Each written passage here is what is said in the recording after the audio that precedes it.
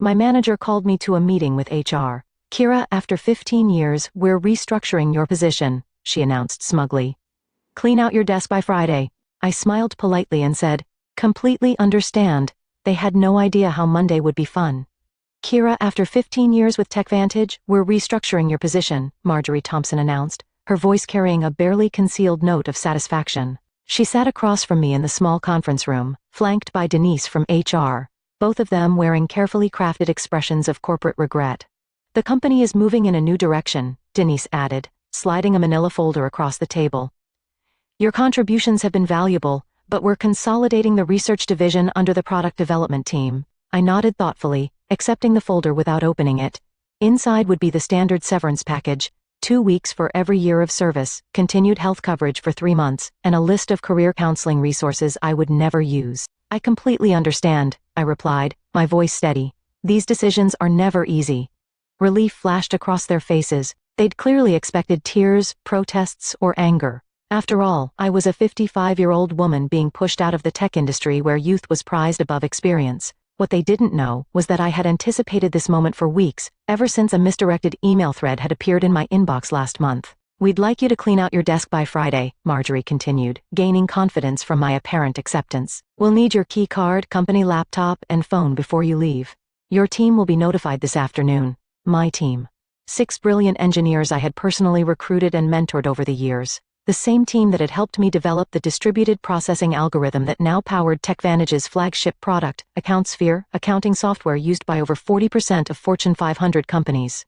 Of course, I said, rising from my chair. Is there anything else? They exchanged glances clearly thrown by my composure. Marjorie recovered first. That's all for now. Thank you for making this professional. As I walked back to my office, I passed the glass-walled conference room where the executive team was meeting. Through the transparent barrier, I could see CEO Victor Lawson gesturing animatedly at a PowerPoint presentation titled Q3 Revenue Projections, the same Victor Lawson who had taken credit for my algorithm at last year's industry conference, referring to me only as one of our research team members. I closed my office door and pulled out my personal phone, sending a single text message. It's happening. Friday is my last day. The response came immediately. Perfect timing. Contracts are ready. Dinner tonight to finalize details? I smiled as I looked at the calendar on my desk. Today was Wednesday. Friday, I would leave TechVantage for the last time. And Monday? Monday would be fascinating. That evening, I met Gregory Sullivan at Meridian, an upscale restaurant far from TechVantage's headquarters. As the CEO of Precision Systems, TechVantage's largest competitor, Greg knew the value of discretion. He'd reserved a private dining alcove in the back, shielded from curious eyes by elegant Japanese screens. They actually did it, Greg said, shaking his head after we ordered. I suspected they might, but to cut the very person who developed their core technology. Victor never understood what I actually created, I replied, sipping my water. He saw the implementation, the user interface, the marketing potential, but the underlying architecture, that was just tech stuff to him. The irony was almost too perfect. 3 months ago, I discovered the patent application for my distributed processing algorithm had never been filed by TechVantage's legal team. An oversight they'd claimed when I inquired.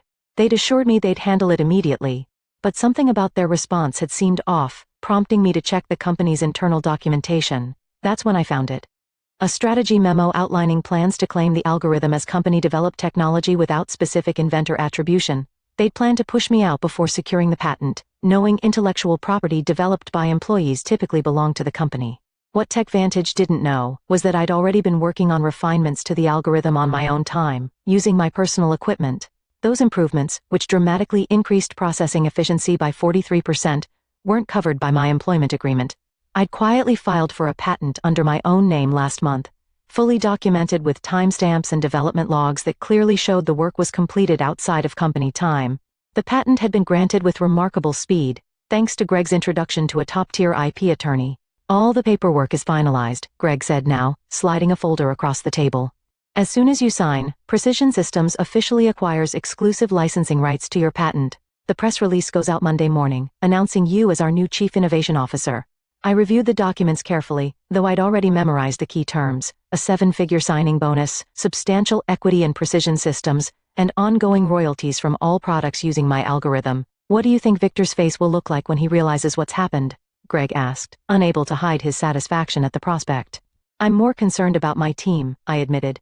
They don't deserve to be caught in the fallout. Greg nodded. Already addressed. We have positions for all 6 of them if they're interested. Senior roles with significant raises. I signed the final page and closed the folder. In one elegant move, I had secured my future, protected my team, and for my work.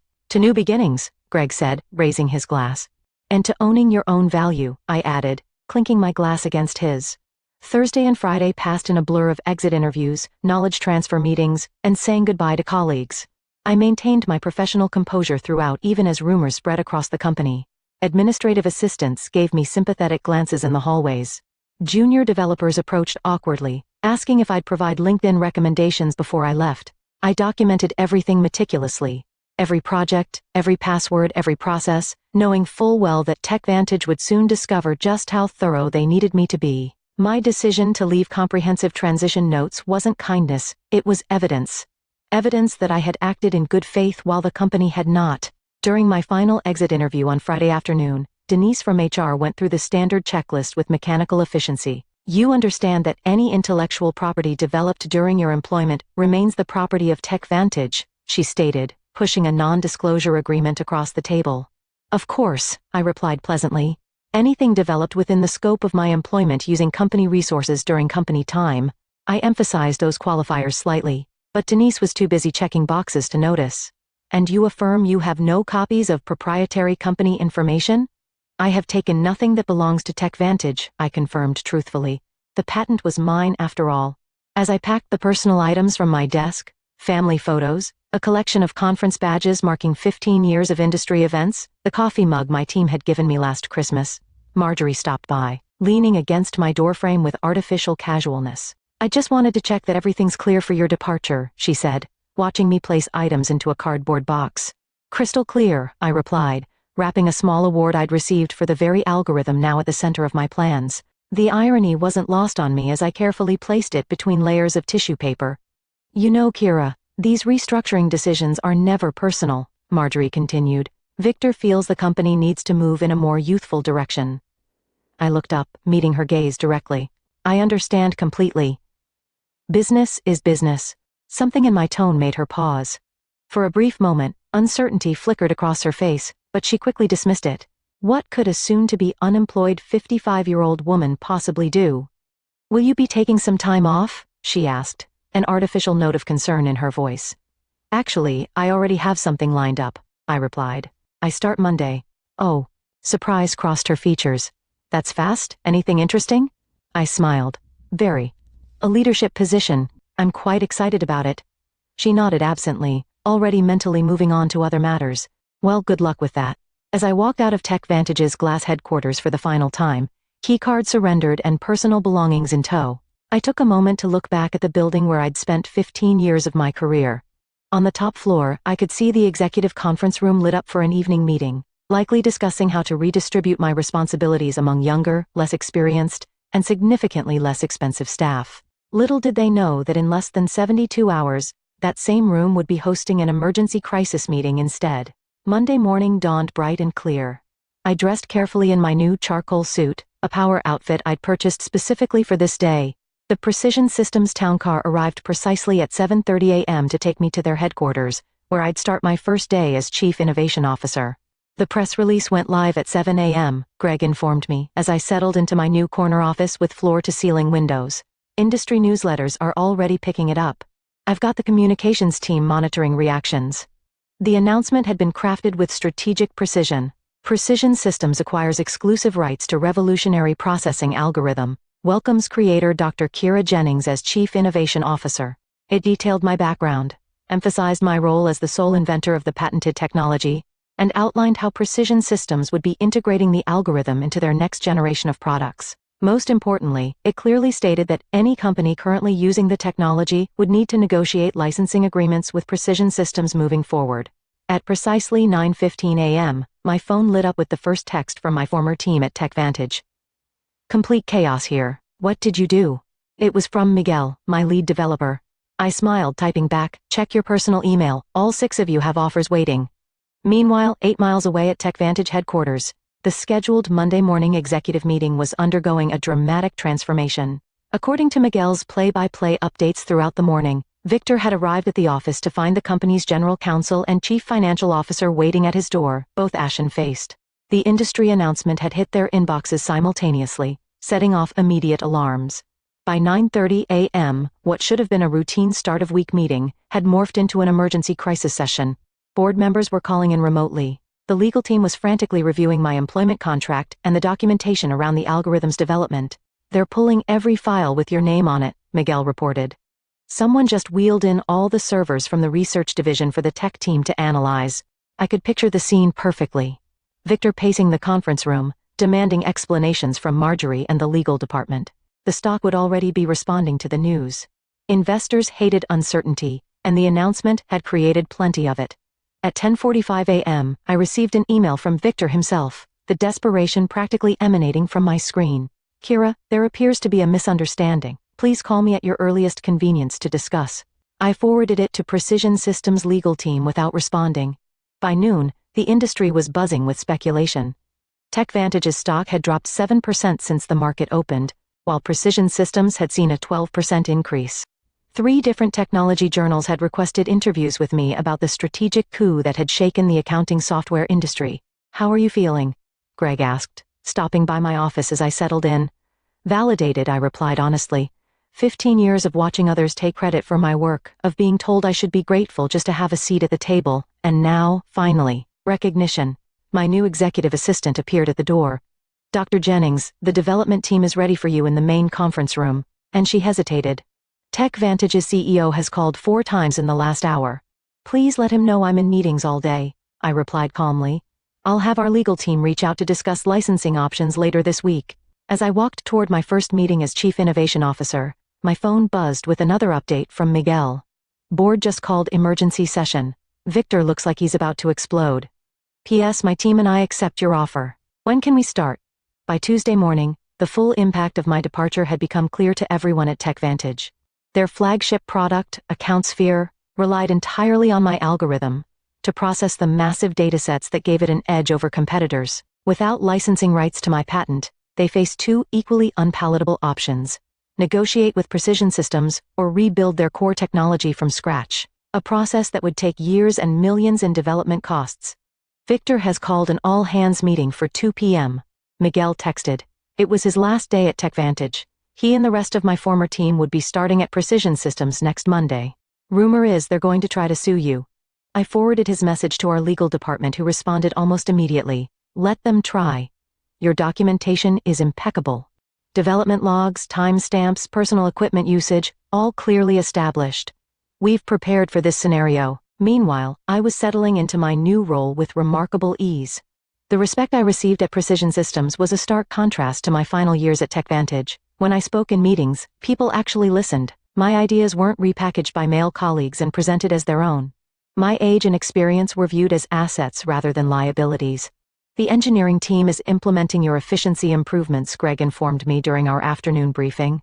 "Early testing shows a 51% performance boost, even better than we projected." I had several refinements I never shared with TechVantage, I admitted. After I discovered they were planning to eliminate my position, I saw no reason to give them my best work. "Their loss, our gain," Greg replied with a satisfied smile. "Speaking of which, the first licensing inquiry came in this morning, not from TechVantage yet. They're still in denial. But from Dataflow Systems, they're worried about being caught in the crossfire." At 3:30 p.m., Miguel sent a detailed account of Victor's all-hands meeting. The CEO had tried to project confidence, assuring the staff that TechVantage would vigorously defend our proprietary technology, but the anxiety in the room had been palpable. Several employees had already updated their LinkedIn profiles, sensing the company's vulnerability. Marjorie looked like she was about to faint when someone asked directly if they'd failed to secure the patent, Miguel reported. Victor cut the question period short after that. By Wednesday, the industry fallout had intensified. 2 major clients had contacted Precision Systems about switching from AccountSphere, concerned about TechVantage's ability to maintain the product without the algorithm's creator. Our stock had risen another 8%, while TechVantage's continued its decline. I received a call from Denise in HR, the same woman who had slid my severance package across the table just days earlier. "Kira," she began, her voice carefully professional. "I'm calling to discuss the situation with your patent. We believe there may have been a misunderstanding about ownership rights." "I don't think there's any misunderstanding," I replied calmly. My employment agreement clearly states that intellectual property developed on my own time, using my own resources, remains mine. The patent documentation confirms exactly that. Victor was hoping you might consider coming in to discuss options. Any discussions would need to go through Precision Systems' legal department now, I responded. I'm sure they'd be happy to set up a meeting to discuss licensing terms. The silence on the other end spoke volumes. Finally, Denise sighed. I'll pass that along. That afternoon, I led my first formal presentation to Precision Systems' board of directors, outlining our technology roadmap with my algorithm at its center. As I stood confidently at the head of the table, not hidden in the back as I had been at TechVantage, I caught Greg's approving nod. By Friday, just 1 week after I had walked out of TechVantage for the last time, the company had entered full crisis mode.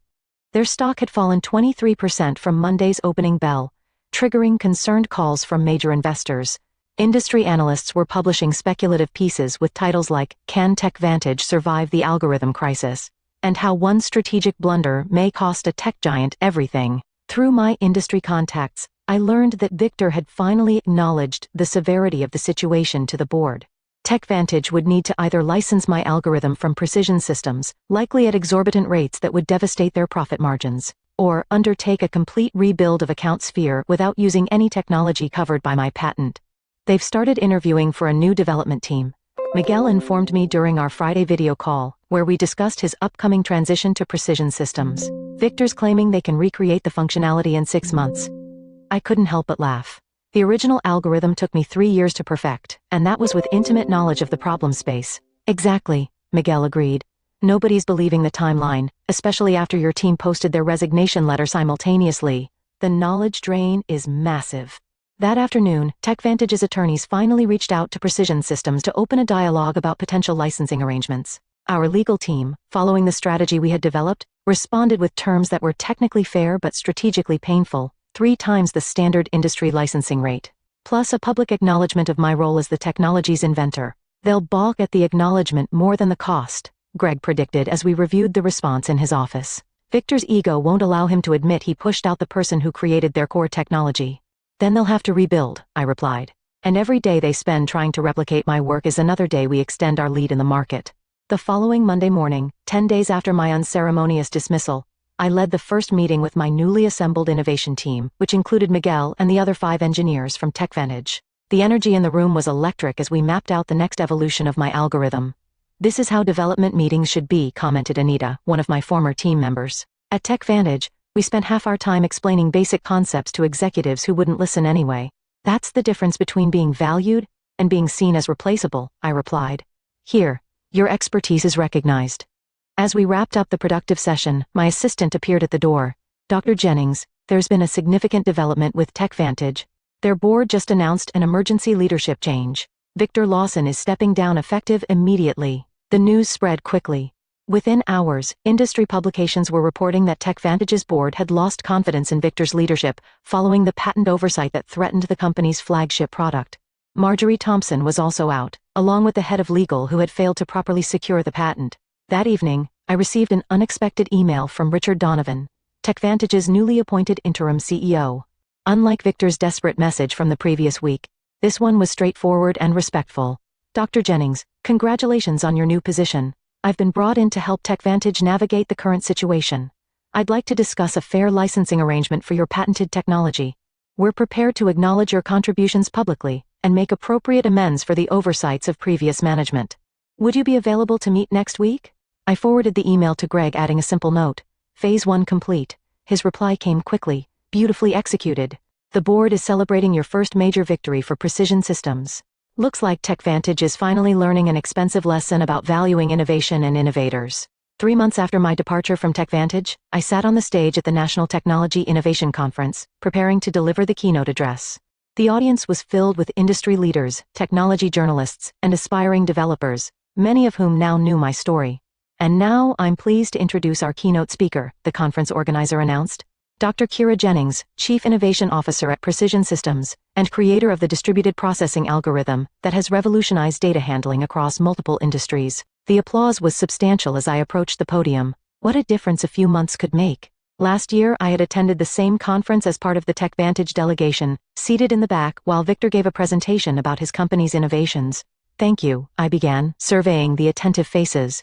Today, I want to talk about innovation ownership and the importance of properly valuing intellectual contributions, regardless of where they come from. My presentation detailed the technical aspects of my algorithm, but also touched on the broader issues of recognition and respect in the technology sector. Without directly mentioning TechVantage, I emphasized the importance of companies protecting their innovators rather than seeing them as replaceable resources. Afterward, during the reception, several young women engineers approached me seeking advice and mentorship. One of them, barely 30, confided, "Your story changed how I document my work. I started keeping detailed logs of my development process on personal time." "Smart," I replied. "Your innovations deserve protection." As the evening concluded, I checked my phone to find an industry news alert. TechVantage had finally announced the licensing agreement with Precision Systems, acknowledging me by name as the algorithm's creator. Their stock had stabilized, though at a significantly lower valuation than before my departure. 1 year to the day after being told to clean out my desk, I sat in my spacious office at Precision Systems, reviewing the quarterly innovation report. Under my leadership, the company had released 3 groundbreaking products built on my algorithm, capturing significant market share from TechVantage and other competitors. A knock at my door interrupted my analysis. It was Greg holding a bottle of champagne and 2 glasses. "Happy anniversary," he said, setting the glasses on my desk. "The board asked me to share the news with you personally before the public announcement. Precision Systems has officially surpassed TechVantage in market valuation for the first time in company history." I smiled, feeling not triumph, but a quiet satisfaction. That's what happens when you value innovation properly. As Greg poured the champagne, my assistant delivered a sleek envelope. Inside was an invitation to speak at Women in Technology's annual leadership summit. The topic, Owning Your Intellectual Value, How Proper Documentation Changed an Industry. "You've become something of an icon, you know," Greg commented, noticing the invitation. "The story about the executive who didn't recognize what she had until it was gone has become a cautionary tale in corporate boardrooms." Richard Donovan, who had remained as TechVantage's CEO after the crisis, had implemented sweeping changes in how the company recognized and rewarded innovation. Their new policies on intellectual property protection and inventor recognition were reportedly modeled after the program I had established at Precision Systems. "It was never about revenge," I said, raising my glass in a toast.